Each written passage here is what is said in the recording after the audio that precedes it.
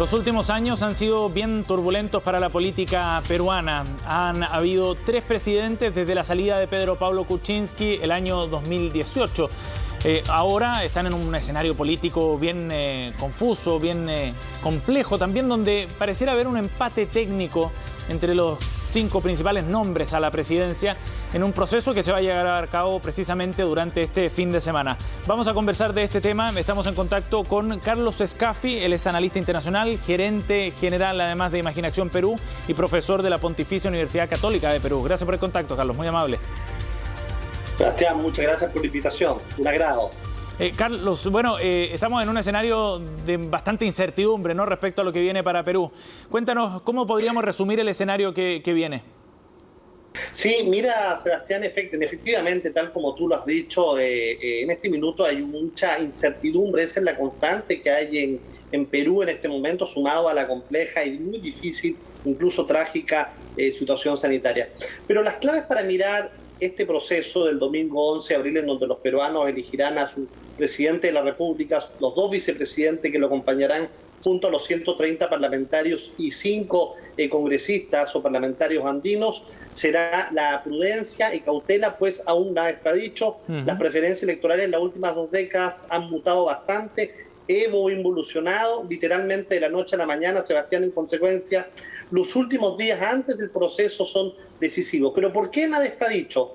Analizando las últimas encuestas publicadas el pasado fin de semana, sí, estamos frente a un empate técnico, Sebastián, en donde los 5 candidatos de los 18 que existen con mayor posibilidad, es decir, Keiko Fujimori, la lideresa de Fuerza Popular, el connotado economista internacional Hernando de Soto, además del empresario de corte conservador y radical Rafael López de Aliaga, así como también el candidato Johnny Lescano de Acción Popular, un ex congresista de centro izquierda, junto a la señora Verónica Mendoza, ex congresista de izquierda también, serían los que finalmente la llevarían en este proceso electoral. Y dentro de estos 5, además de un eventual outsider, que es el señor Pedro Castillo, podrían ser los que pasen a una segunda vuelta. ¿Y por qué llegamos a este escenario con este empate técnico? ¿Por qué, después de los convulsionados años que ha vivido Perú, nadie logró capitalizar la crisis política peruana?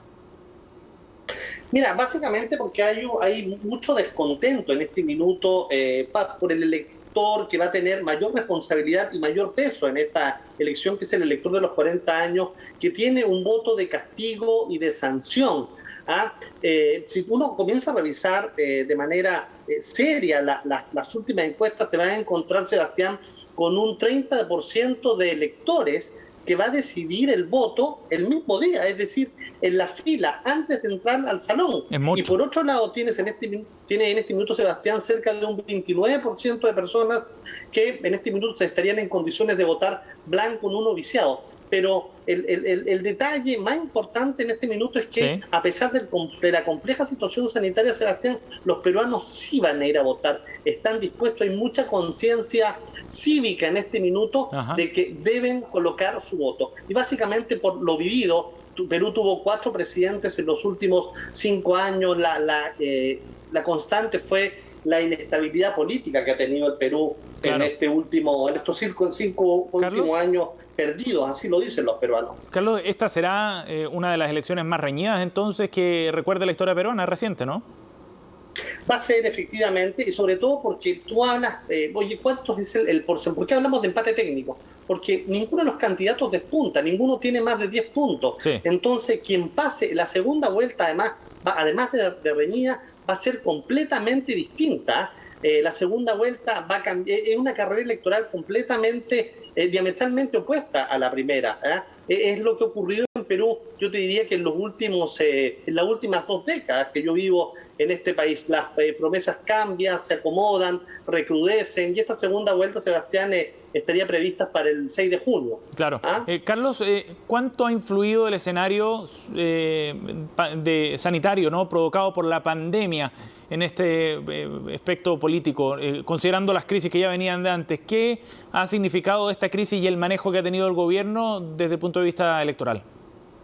Mira, Perú, recordémoslo, pasó por una vacuna Gates, donde un grupo de personas comenzó a vacunarse de espaldas a la sociedad, entre ellos la ex canciller de la República, la ex ministra de Salud, y eso generó un descontento que finalmente contribuye a agravar esta crisis por la que atraviesa el Perú. En este minuto el sistema sanitario peruano está desbordado completamente, no solo por la agresiva variante brasileña que ha golpeado duramente a los peruanos, sino que además por el pic de la segunda ola, Sebastián, que fíjate tú, en marzo dejó más de 1.000 personas fallecidas por día.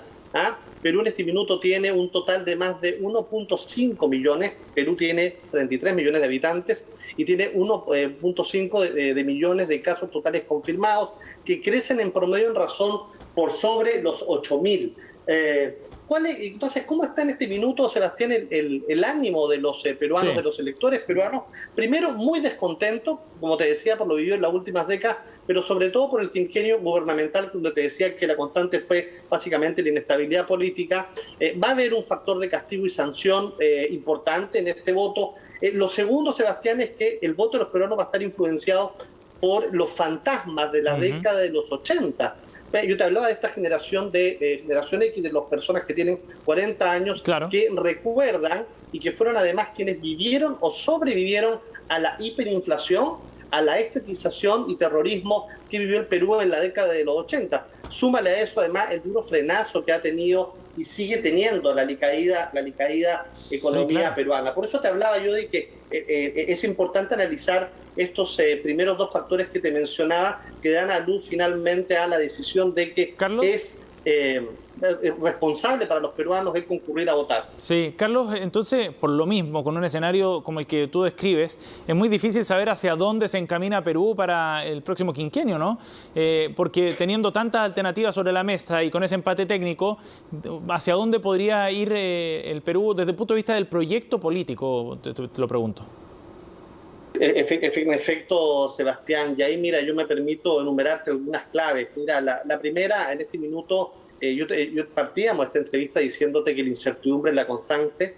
Nadie está fijo, de los candidatos que hay en este minuto, nadie esté fijo. La segunda clave es que tienes dos bloques en este minuto, una centro-derecha, que la lidera básicamente Keiko Fujimori, Hernando de Soto, Rafael López Aliaga, con una centro-izquierda donde está Johnny Lescano y la señora Verónica Mendoza.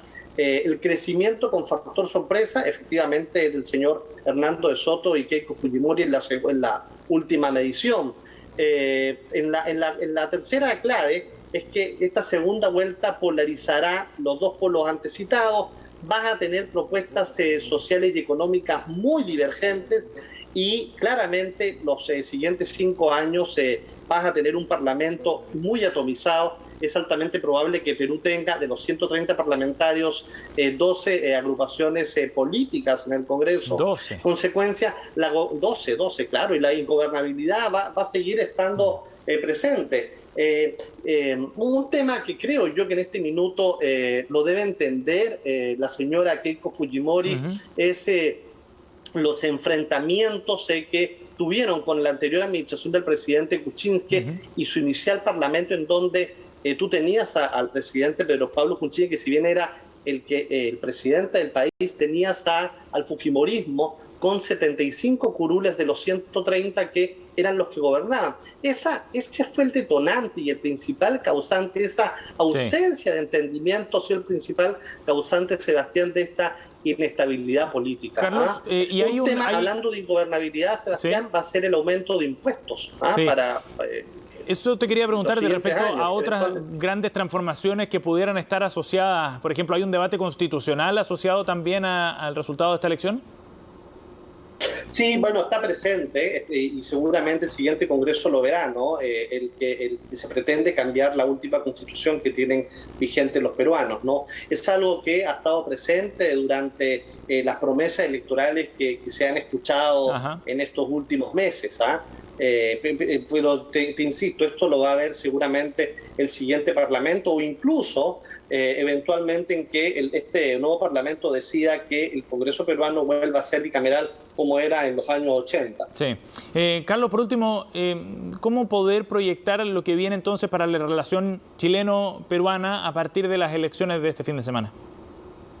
Gracias, Sebastián, por la pregunta. Mira, que por más controvertidas, Sebastián, que sean las declaraciones y propuestas que escuchemos desde Chile, hay que tener mucha cautela, y eso los chilenos y nuestras autoridades lo deben entender así, mucha cautela por lo controvertida que sean las declaraciones.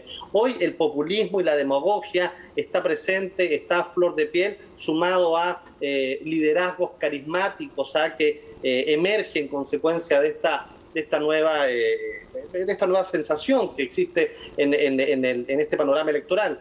Ya lo dice el sabio aforismo, una cosa es con guitarra, otra con cajón, y aquí te pongo como ejemplo, Sebastián, cuando el candidato en su minuto, Ollanta Humala-Tazo, pretendía llegar al sillón presidencial con propuestas que básicamente nos generaban o le generaban alguna preocupación a los inversores chilenos. Claro. Sin embargo, su gobierno fue totalmente distinto. La relación bilateral Chile-Perú es una relación muy profunda, muy madura, sobre todo, Sebastián, sólida. Hoy los chilenos y peruanos de a pie dejaron ya de mirarse por el espejo retrovisor, y las manifestaciones existen entre ambos pueblos, que van desde la fe hasta expresiones culturales, cada vez más se siguen profundizando, se siguen afirmando, pero sobre todo lo que prima es la vocación de paz entre ambos gobiernos, y eso debería mantenerse de manera inalterable en los siguientes 5 años. Bien, mesura, calma, es la incertidumbre que tiene Perú en este minuto. Sí, veremos qué es lo que ocurre el fin de semana con esta reñida elección entonces en Perú, y con una segunda vuelta que está garantizada por lo que muestran los números de las encuestas. Carlos, gracias por conversar con nosotros, muy amable.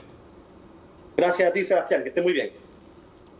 Bien, 5 candidatos que están entre los favoritos en lo que muestran los sondeos, pero con un gran margen de incertidumbre asociado a aquellos que todavía no saben por quién votar. Habrá que estar atentos a una elección muy relevante para la región completa, para Latinoamérica, pero particularmente para nuestro país.